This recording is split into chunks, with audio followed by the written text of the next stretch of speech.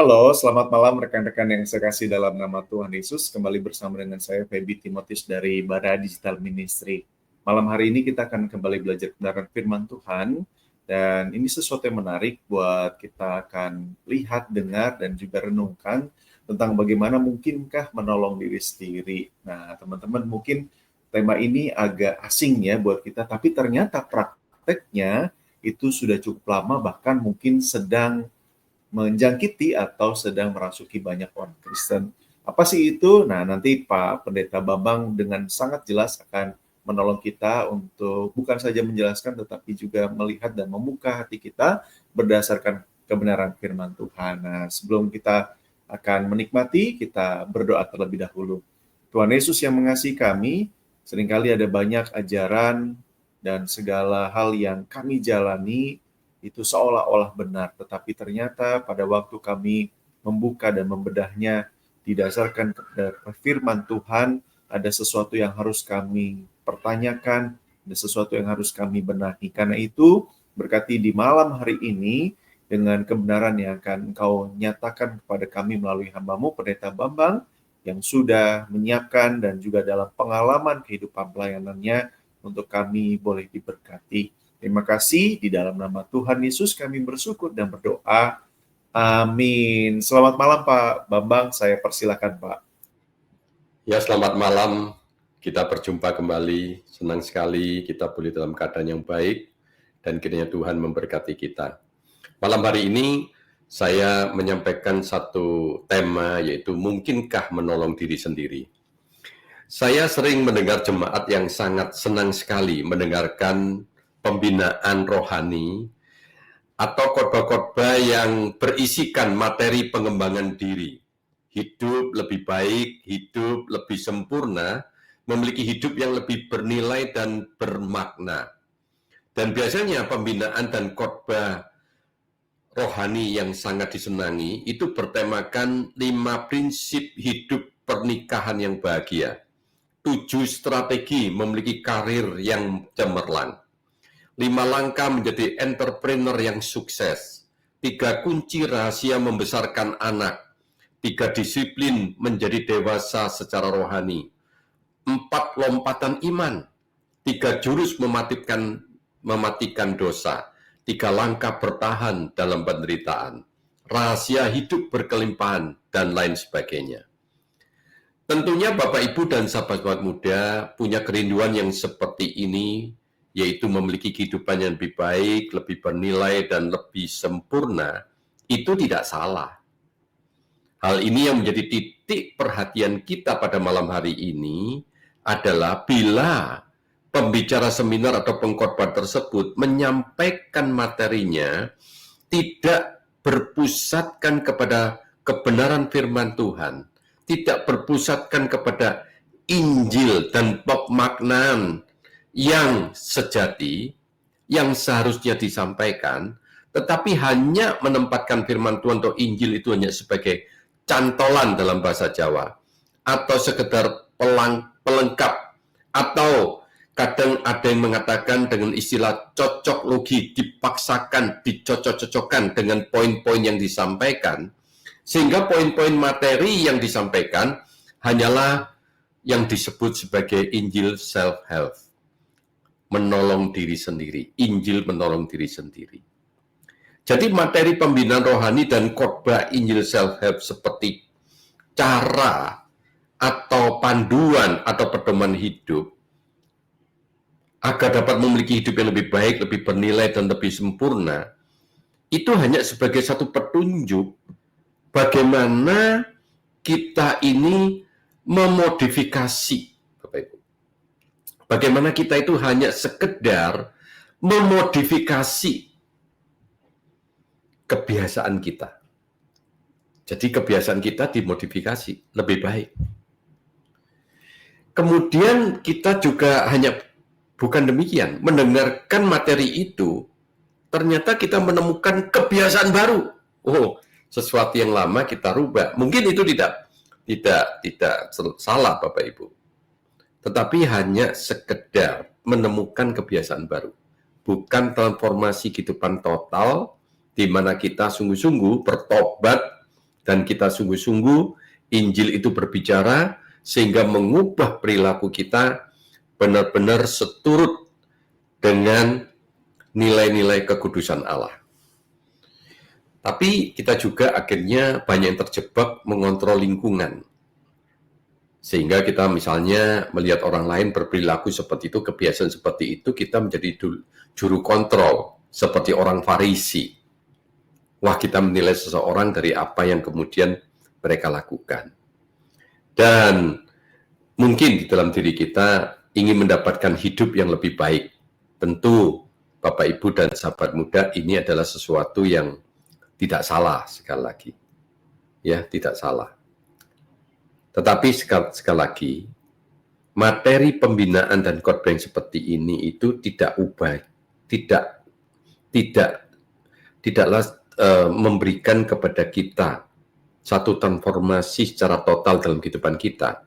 Tapi kita melakukan hanya memotivasi kebiasaan karena apa yang disampaikan itu hanya bersifat panduan, pedoman hidup saja.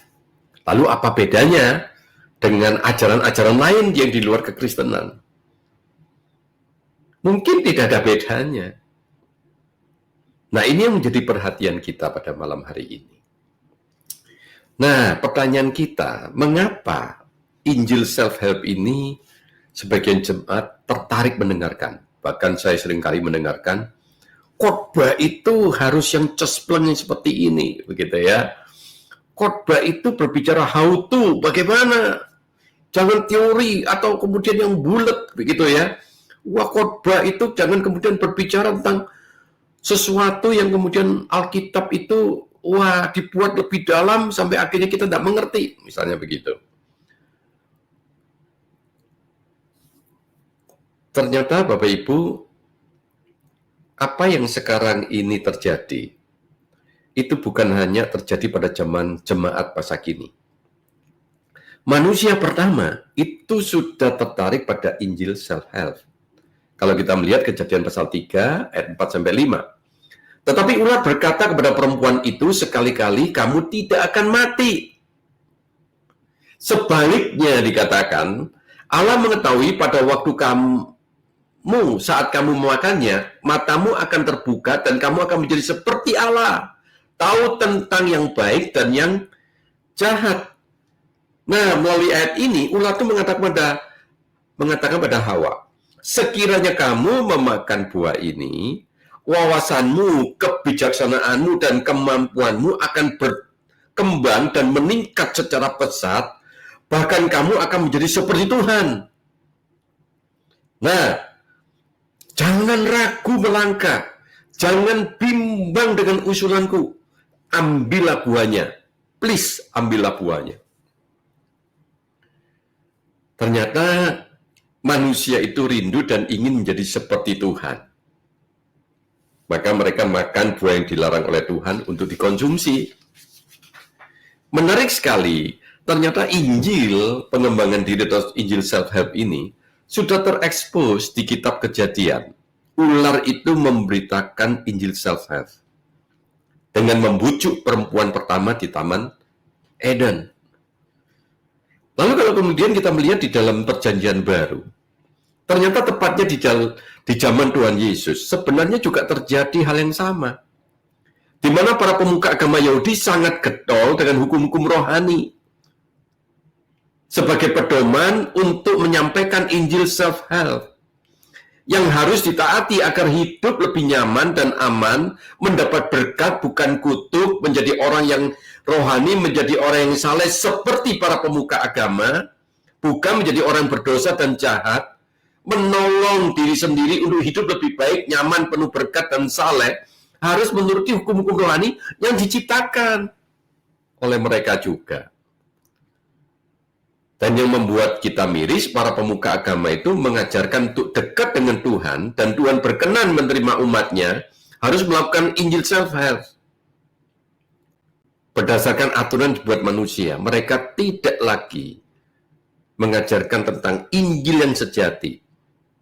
Bahwa kedekatan dan relasi kita dengan Tuhan itu disediakan oleh Tuhan. Itu dibuka oleh Tuhan, dan bagaimanakah kita ingin menaati untuk lebih dekat dengan Tuhan. Injil self-help ini dengan beragam metode, aturan, dan variasinya menjadi salah satu sumber penipuan terbesar bagi umat manusia pada zaman itu. Jadi inti yang diajarkan para pemuka agama di dalam zaman Tuhan Yesus adalah mereka percaya bahwa Tuhan akan berkenan dengan hidup mereka berdasarkan perilaku yang diupayakan, seperti kesalehan dan ketaatan lahiriah kepada hukum-hukum yang berlaku. Oleh karena itu, tidak heran mereka menjadi orang yang munafik dan menjadi Tuhan, dalam tanda kutip, menjadi Tuhan atas kehidupan orang lain. Karena menilai langkah-langkah terukur menurut hukum-hukum yang diyakini punya kuasa memperbaiki hidup untuk mencapai tujuan pengembangan diri yang sempurna. Jadi transformasi kehidupan, memperbaiki kehidupan, itu berdasarkan hukum yang diciptakan mereka, bukan berdasarkan mereka percaya kepada Yesus Kristus sebagai juru selamat pribadi, bukan karena adanya kuasa Tuhan melalui Injil itu yang mentransformasi secara total kehidupan mereka. Secara keliru, mereka menafsirkan bahwa kita memiliki kemampuan dengan kekuatan diri sendiri mengubah diri kita sendiri. Ini, Bapak Ibu. Jadi melalui langkah-langkah itu, kita itu seringkali merasa kita mampu dengan kekuatan diri kita sendiri dan mengubah diri kita sendiri. Padahal kita tahu, kita manusia berdosa.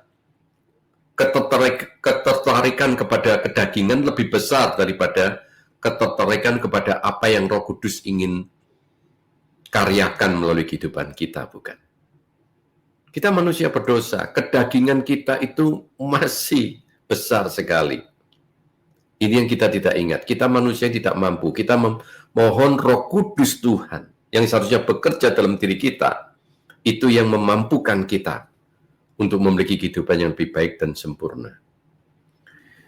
Bukan hanya zaman Tuhan Yesus, di dalam zaman Rasul Paulus, kalau kita melihat Galatia pasal 1 ayat 6-7, dikatakan, aku heran bahwa kamu begitu lekas berbalik dari Dia, dari Allah, yang dalam anugerah Kristus telah memanggil kamu dan mengikuti suatu Injil yang lain, yang sebenarnya bukan Injil. Hanya ada orang yang mengacaukan kamu dan yang bermaksud untuk memutarbalikkan Injil Kristus. Ayat ini menggambarkan Paulus sangat emosional, marah, dan kecewa, serta begitu terkejut dengan kata heran itu.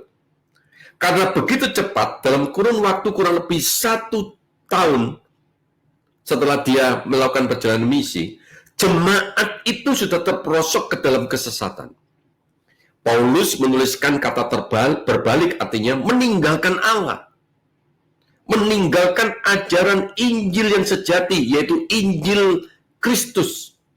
Karena ada orang yang mengacaukan kebenaran Injil. Nah, orang ini dipandang orang rohani loh yang mengacaukan ini. Lalu yang diajarkan dianggap benar loh oleh jemaat. Tetapi ini memutarbalikkan Injil Kristus. Kata memutarbalikkan itu lebih mudah dipahami begini. Yang terang itu tiba-tiba berubah menjadi gelap total. Yang kudus itu menjadi najis. Nah, ini celaka, Bapak Ibu. Banyak yang menafsirkan bahwa ajaran dibawa orang-orang dari Yerusalem, yaitu yang dimasukkan dalam bagian ini, di dalam ayat yang ke-7, hanya ada orang yang mengacaukan. Itu kemungkinan dari Yerusalem. Salah satunya adalah Injil self-help ini. Padahal Paulus mengatakan, keselamatanmu itu karena anugerah, bukan karena perbuatanmu. Padahal Paulus itu menegaskan, di dalam diri kita, Kristus itu mati di atas kayu salib. Itulah yang menyelamatkan kita. Yang memberikan satu hal, yaitu kita mendapatkan satu posisi sebagai orang yang benar. Bukan karena perbuatan baik kita. Dan melalui keselamatan itu, kepercayaan kita kepada Kristus sebagai juru selamat pribadi, maka proses pengudusan itu akan terjadi. Dan proses pengudusan itu bukan sekali lagi bergantung kepada kemampuan kita, tapi ada kuasa Roh Kudus yang memampukan kita untuk mengalami proses pengudusan. John Piper mengomentari Galatia pasal 1 ayat 6 sampai 7 ini. Hal ini terjadi pada orang-orang di gereja dan keluarga Anda. Wah, luar biasa. John Piper sampai ngomong, hal ini terjadi pada orang-orang di gereja dan keluarga Anda. Jadi bukan pada zaman Paulus. Mereka dihadapkan pada berbagai Injil yang sebenarnya bukan Injil. Nah, itu setiap hari. Nah, itu begitu banyak Bapak Ibu dan sahabat-sahabat muda, termasuk kita kadang-kadang mendengarkan khotbah tiap hari melalui YouTube, pengkhotbah tertentu yang terkenal, yang praktis kita katakan, tapi yang mengajarkan Injil self-help. Hati-hati. Itu John Piper mengatakan, akhirnya dan tanpa sadar dibujuk untuk menjauh dari Kristus sebagai harta tertinggi mereka dan menjauh dari anugerah Allah. Jadi kita seolah-olah tidak membutuhkan anugerah Allah untuk memperoleh keselamatan dan hidup yang lebih baik. Dengan upaya diri sendiri kita bisa mampu melakukan. Bila hal ini akan menjadi budaya kehidupan seseorang, maka yang sangat memprihatinkan adalah hidup mereka berfokus pada diri sendiri, berdasarkan kesuksesan atau kegagalan diri sendiri, menempatkan jati diri pada siapa diri kita.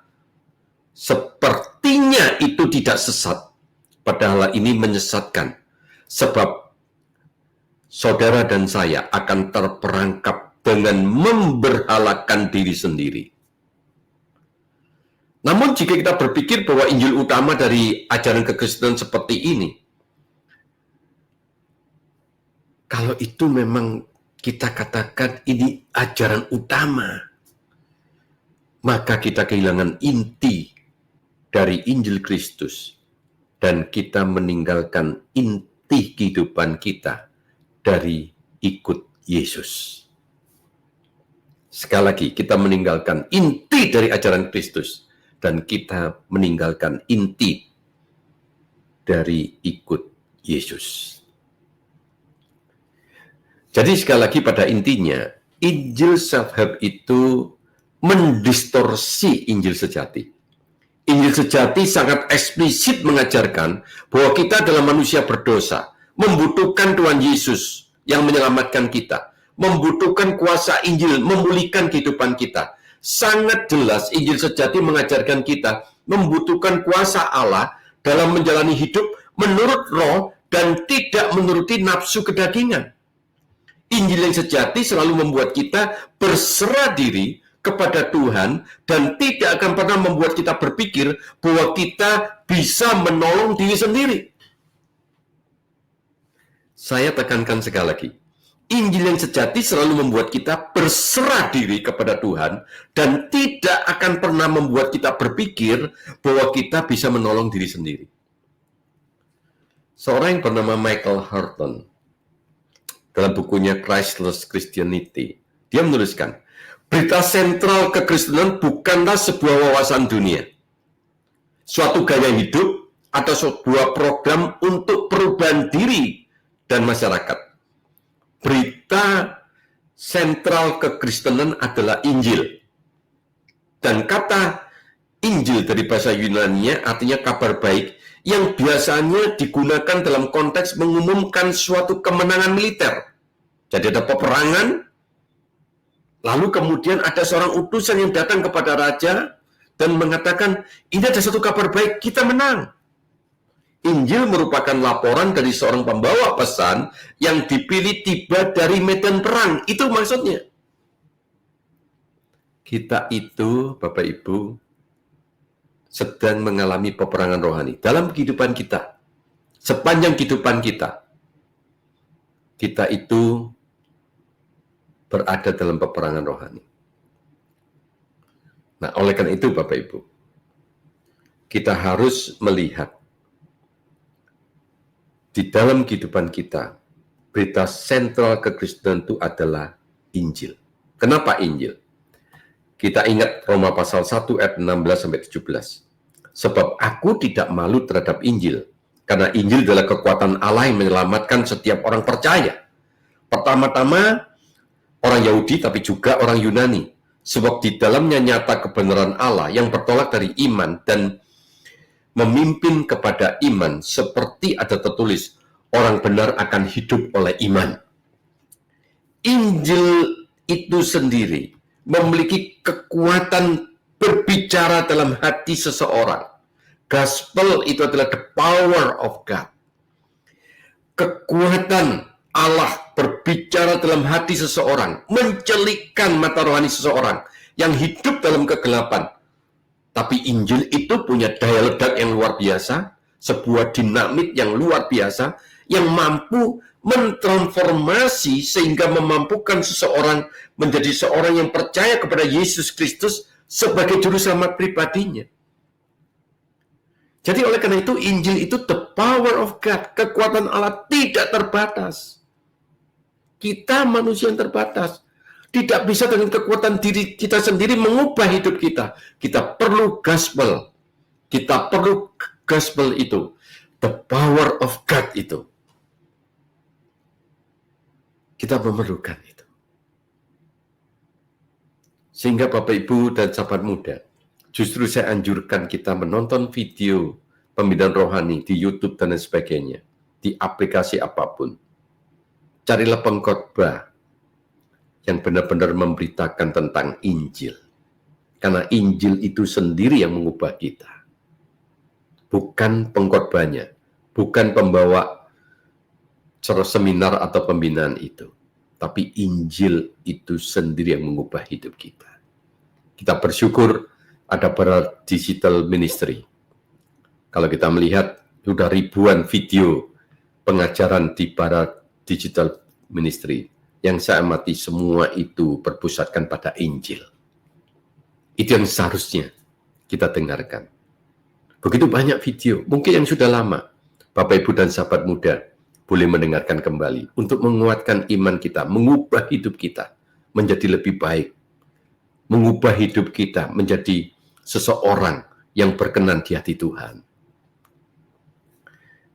Terakhir, Bapak, Ibu, seorang Uskup United Methodist Church di Alabama, Amerika, William Willimon itu mengatakan di dalam bukunya Christless Christianity, dia memberikan wejangan.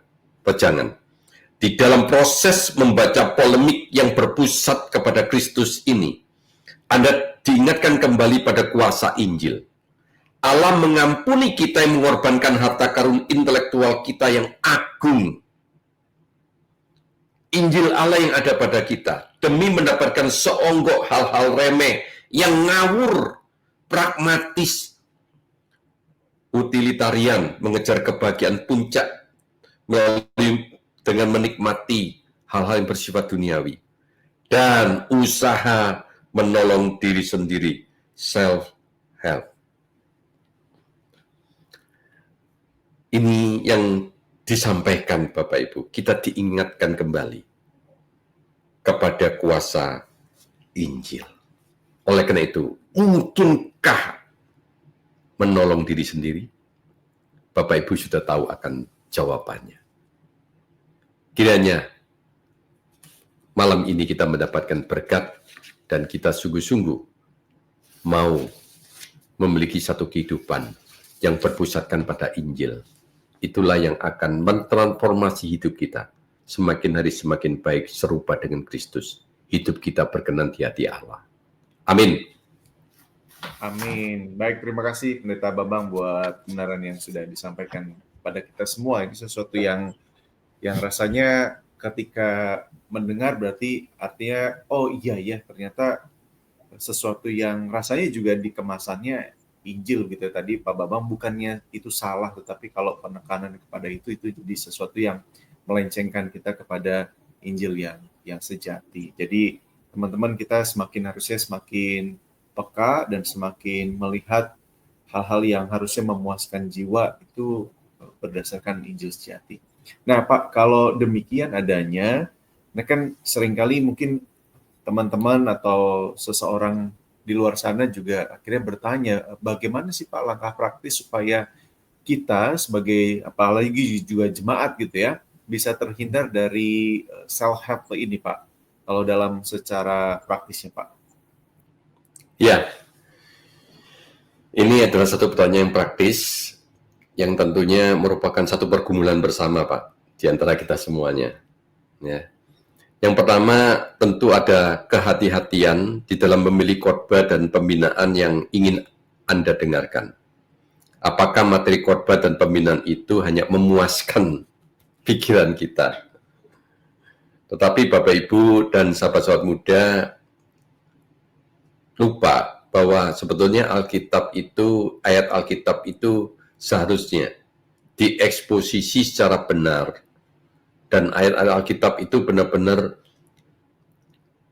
dicarikan satu berita intinya dan itu disampaikan dengan benar. Itu yang memiliki satu kekuatan rohani untuk mengubah hidup kita. Tetapi kalau kemudian pembicara dari seminar itu atau pembinaan itu atau pengkhotbahnya itu hanya membahas Injil sepintas lalu, hanya sebagai satu tempelan, dan bahkan secara konteks itu melebar, artinya tidak sesuai dengan Injil yang sejati, maka itu perlu dihindari. Oleh karena itu, Bapak Ibu dan sahabat muda perlu mengetahui sekali lagi, ya, apakah yang disampaikan itu benar-benar adalah Injil sejati atau tidak. Nah, oleh karena itu carilah channel-channel yang memberitakan tentang Injil yang sejati, pengkhotbah-pengkhotbah yang menyampaikan Injil sejati. Tadi di akhir saya menyampaikan di Barat Digital Ministry itu sudah ribuan video. Bapak Ibu bisa belajar karena saya pikir berbagai aspek kehidupan itu banyak sudah dibahas di situ. Dan saya juga mendengar beberapa kali ke daerah, kemarin ke Manado dan sebagainya, saya ditemui orang dan mengatakan terima kasih saya mendapatkan berkat dan saya sungguh-sungguh di dalam kehidupan saya merasakan Barat Digital Ministry itu mengubah hidup saya karena Alkitab itu dipaparkan dengan jelas, dieksposisi dengan baik, dan mereka merasakan getaran di dalam hati mereka. Yang kedua, pentingnya Bapak Ibu dan sahabat muda mengetahui latar belakang pembicara atau mengetahui lembaga pelayanan yang benar-benar bertanggung jawab. Itu yang tadi sudah sampaikan. Supaya sungguh-sungguh Bapak Ibu sekali lagi carilah tahu itu semuanya. Yang ketiga, jangan menyebarkan video khotbah dan video pembinaan yang mengajarkan Injil self-help kepada orang lain. Nah, ini seringkali kita lakukan, gitu ya. Tapi sebarkan yang punyanya Barat Digital Ministry, itu saya pikir sangat bagus, gitu ya. Jadi oleh karena itu Bapak Ibu, di dalam diri kita bukan hanya kita hati-hati, tapi kita juga menolong orang lain. Karena apa? Karena pengalaman saya seringkali juga mendapatkan video-video Bapak Ibu, ya. Artinya ada teman-teman atau orang-orang mengatakan gini, Pak, ini khotbahnya bagus, Bapak coba tolong evaluasi, gitu ya. Wah, disebarkan. Wah, saya melihat selalu ada yang bagus memang Bapak Ibu. Saya katakan ini bagus, boleh didengarkan. Tapi banyak yang kemudian diberikan kepada saya mengatakan, wah ini Alkitab hanya sebagai centelan dicocokkan saja. Begitu banyak Bapak Ibu sekarang pembicara yang tidak, sekali lagi, sekolah di sekolah teologia yang benar-benar mengajarkan tentang bagaimana mereka menafsir Alkitab dengan bertanggung jawab. Nah, itu yang kemudian menjadi pengkhotbahnya. Sehingga begitu banyak orang Kristen yang tersesat pada saat ini. Itu Pak, jawaban saya. Baik, terima kasih Pak Bambang buat jawabannya. Jadi ya pasti kita semakin hari waktu belajar firman juga memiliki saringan gitu ya. Tapi boleh juga, benar juga sih Pak, untuk misalnya kepada seorang hamba Tuhan yang bisa dipercaya begitu untuk menanyakan apakah ini benar atau tidak, sehingga ada kurasi dan ada sensor yang bisa kita berikan. Terima kasih untuk insight-nya Pak. Nah, tapi persoalannya yang kedua adalah bagaimana Pak menolong mereka, mungkin saudara kita atau jemaat yang kita ketahui sudah sangat terpengaruh dengan Injil self life ini, Pak? Ini kan sesuatu yang kayaknya karena sudah mengendap dan sudah sangat terpengaruh, sehingga kok pendekatannya bagaimana? Apakah kita membiarkan atau bagaimana, Pak? Ya, ini saya sedang juga bergumul, Pak, dengan seorang teman saya akrab. Saya juga melihat perubahan-perubahan di dalam konteks dia berbicara tentang kebenaran firman Tuhan, dalam konteks dia berbicara tentang imannya. Saya juga prihatin. Jadi dia itu sekarang mengambil langkah yang berbeda dengan kita. Nah, oleh karena itu, waktu itu saya juga berpikir ya, bagaimana ya, saya berdebat dengan dia tidak ada habisnya. Dia ngotot sekali. Jadi saya susah sekali. Jadi pada waktu saya berbicara tentang poin-poin, wah dia ngotot. Ini yang benar, itu yang salah, begitu. Ya tentu kemudian akhirnya saya disadarkan. Yang pertama, saya berdoa bagi yang bersangkutan agar Tuhan berbelas kasihan dan Roh Kudus yang bekerja untuk mengubah dirinya. Tentu saya juga berpikir, saya juga manusia biasa. Ya, tentu saya membutuhkan kuasa Roh Kudus yang bekerja. Yang kedua, yang sedang saya lakukan dan nampaknya efektif adalah saya mengajak bertemu dengan dia, membaca Alkitab bersama. Ini yang sekarang saya lakukan. Jadi saya mengatakan, ayo kamu kupas ya, satu bagian dari situ. Tapi saya mengatakan, saya tidak kemudian menyalahkan pendeta atau pengkhotbahnya, tidak. Tapi mari kita selidiki ayat Alkitab yang dikupas itu. Apakah berbicara ini? Ayo kita sama-sama belajar bersama. Nah tentunya Pak Febi, kita bersyukur ya. Karena dia tidak kemudian ngotot. Kenapa? Saya bilang, ayo pakai ChatGPT. Kamu pakai Alkitab GPT. Nah, kita tuliskan sama-sama ya. Arti ayat ini apa, konteksnya ayat ini apa, dan sebagainya. Nah, itu kan ditolong banyak. Lalu yang di sana kemudian dikupas, ya, tentang latar belakang konteks seperti itu. Baru kemudian dia ngomong, oh iya benar ya. Ternyata Alkitabnya itu konteksnya seperti ini. Artinya seperti ini. Nah, ini yang saya lakukan Pak Febi. Jadi saya ajak membaca Alkitab bersama, tapi supaya kemudian ini netral, saya aja. Sekarang kan sudah pakai alat teknologi yang canggih Pak ya. Jadi kita mengatakan, ayo kamu baca ya melalui Alkitab GPT, kamu download di situ, dan ayo kita sama-sama belajar melalui itu. Nah ternyata itu efektif. Kemudian yang ketiga, saya mengatakan pada dia, saya mengajak dia berdiam diri untuk merenungkan siapa dirinya dan siapa Kristus. Kenapa saya ajak begini? Karena terus terang, kalau seseorang tidak pernah kita ajak siapa dirinya, dia merasa dirinya itu sebagai orang yang sudah benar dan baik, dan orang yang memiliki satu pemahaman Alkitab yang jauh sudah sempurna. Tapi pada waktu kemudian merenungkan siapa dirinya, dia juga akan merenungkan siapa Kristus itu. Kristus itulah yang menjadi penolong di dalam hidupnya, menyelamatkan, tapi Kristus itulah yang memulihkan akan hidupnya. Nah, 3 langkah ini yang saya lakukan, Pak Febi. Saya sedang juga mengalami, tapi ini mudah-mudahan ya, setelah dia merenungkan diri dan Kristus, dia mulai terbuka, dicelikkan mata rohaninya, akhirnya dia mengatakan, ya, saya harus balik lagi kepada pengajaran Injil yang sejati. Demikian Pak Febi jawaban saya. Baik. Terima kasih buat jawabannya Pak Bambang. Jadi teman-teman juga kita harusnya semakin rindu ya. Kalau saya dan kita semua merasa bahwa apa yang diajarkan atau apa yang kita terima selama ini adalah sesuatu yang benar dari Injil, tapi mungkin kita merasa, aduh kayaknya kalau sampai kayak membimbing kayak Pak Bambang belum bisa. Nah ini kesempatan yang baik untuk kita memperlengkapi diri. Ini bukan soal bagaimana keahlian kita, tetapi kalau kerinduan itu dipupuki, dipenuhi dengan belajar kebenaran firman Tuhan yang benar, saya percaya siapapun kita bisa menolong orang lain yang sedang mengalami banyak hal persoalan seperti yang kita bahas malam hari ini. Baik, terima kasih Pak. Ya, terima kasih Pak Bambang buat malam hari ini. Saya persilakan mungkin kalau ada tambahan atau closing statement dari Pendeta Bambang, saya persilakan dan juga nanti sekaligus menolong kita menutup dalam doa, Pak. Ya, saya closing statement saya adalah begini. Injil yang sejati selalu membuat kita berserah diri kepada Tuhan dan tidak akan pernah membuat kita berpikir bahwa kita bisa menolong diri kita sendiri. Amin. Mari kita berdoa. Tuhan, kami sungguh bersyukur atas pengajaran-Mu pada hari ini. Kiranya Roh Kudus yang bekerja di antara kami. Berikan kepada kami hikmat selektif untuk memilih video-video khotbah dan materi-materi pembinaan agar kami tidak terperoncok kepada Injil self-help. Kami sungguh-sungguh mau hidup sesuai dengan kebenaran Injil yang sejati. Inilah doa kami. Doa ini jauh dari sempurna, kami alaskan di dalam satu nama Tuhan Yesus Kristus. Amin.